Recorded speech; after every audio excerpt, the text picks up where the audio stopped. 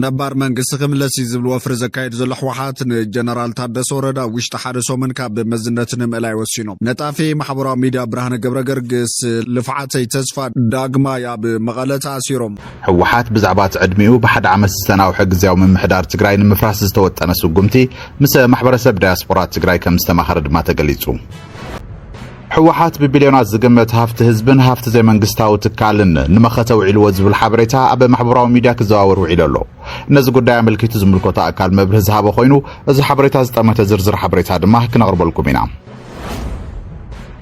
ኣብ ማሊ ብጅሃዳውያን ዕጡቃትን ተገንጸልቲ ሓይልታትን ብዝተወደበ ማዕበል መጥቃዕትን ሚኒስትር ምክልኻል እቲ ሃገር ሳድዮ ካማራ ተቐቲሉ ኣሎ ድሕሪ እዚ መጥቃዕቲ መራሕቲ ሃገር ተሓቢኡ ዓመፅቲ ድማ ቁልፊ ከተማ ተቆጻጺሮም እዮም